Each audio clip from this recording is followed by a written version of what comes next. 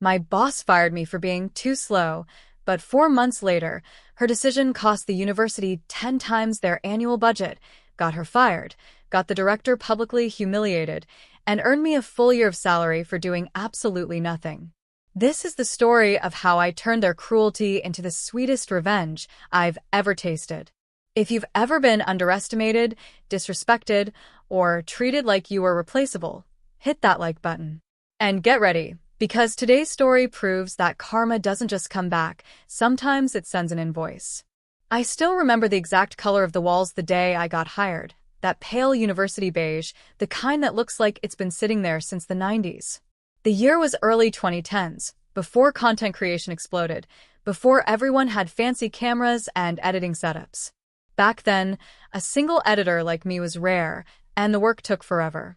So when the university offered me a content creator job for about $2,200 a month, I thought, hey, not great, but a start.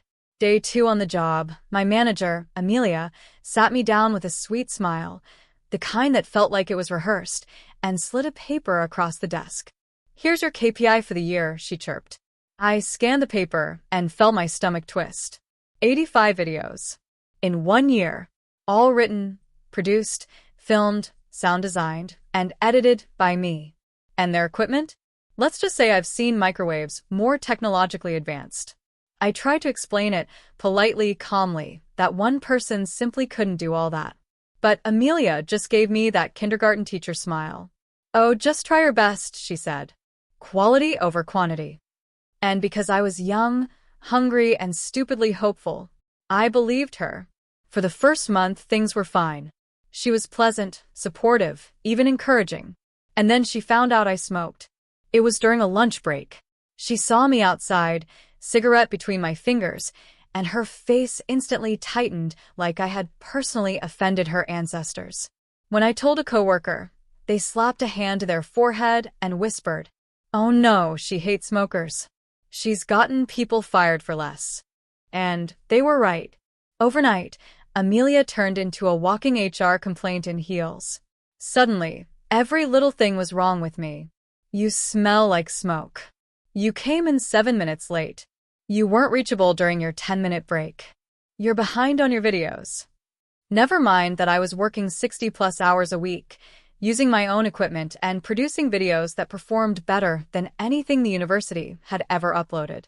I kept pushing anyway, because I loved the work, because I believed I could prove myself, because I thought effort mattered. 5 months in, Amelia called me into the director's office. She was sitting there with a face that looked like disappointment wrapped in excitement. And the moment I saw her grin, I knew something terrible was coming. The director sighed heavily. "I'm disappointed," she began. "You've only completed 30 of your 85 videos." I explained everything. The workload, the hours, the outdated equipment, Amelia's quality over quantity promise. Every word felt like I was pleading for oxygen. Amelia snorted. Actually snorted. "We'll hire a professional production house to finish his work," she announced proudly. The director nodded. "Well, you don't need to worry about it. Amelia will handle it." And right then, a light switched on inside me. Because if there was one thing Amelia didn't know, it was the production industry. I did. And I had the database to prove it. That afternoon, I accessed the production house list I had carefully maintained. And I changed everything. Phone numbers, emails, contacts. Every single entry became a dead end. Except one. A company where my old friend Leo worked as a junior director. I called him immediately. "Leo," I said, voice shaking with anger and adrenaline, "how would you like 6 months of university work, a 6-figure payout, and a guaranteed promotion?" He didn't even let me finish before saying, "I'm listening." I told him my plan. His company would pitch for the job, but using my exact playbook. I would tell him every buzzword, every idea, every angle that the university leadership drooled over. In return, a standard industry finder's fee, 15%. He patched in his general manager. As soon as they heard the numbers, I think I heard someone crack open champagne over the phone. 2 days later, Amelia was bragging in the hallway. "We found the perfect production house," she declared loudly. "They just get us." Of course they did. They had my blueprint. The university signed them immediately. And the cost? Let's just say a single video from that production house cost double or triple my monthly salary. But hey, they wanted professionals. Fast forward 4 months. Leo's team had completed the remaining 50 videos. The workload was insane, but they had full crews. Producers, editors, camera operators, lighting teams, the works. And me? I collected my beautiful 15%. 15 whole months of my old salary. For doing absolutely nothing but being fired unfairly. I booked a vacation to Bali. I enrolled in a film school I'd always dreamed about. I thought that was the end, sweet revenge, wrapped in a bow. And then karma said, "Oh, sweetie, we're not done."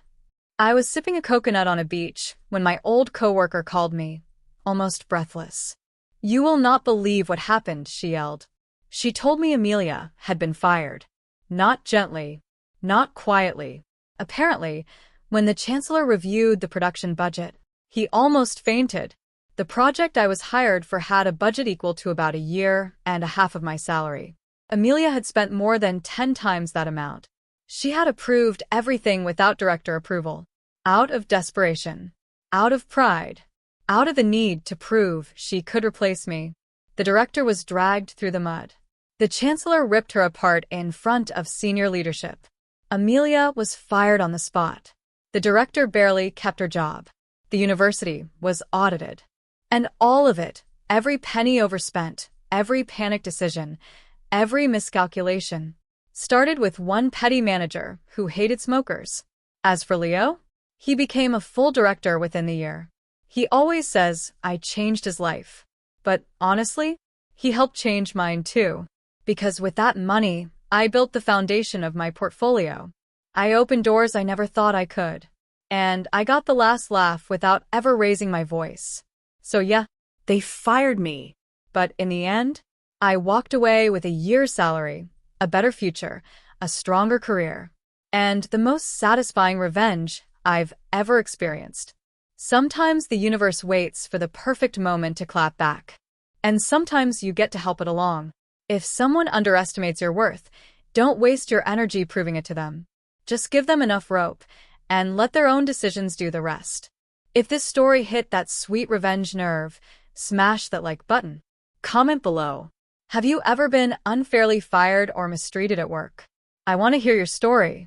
And don't forget, subscribe for more jaw-dropping revenge stories just like this one.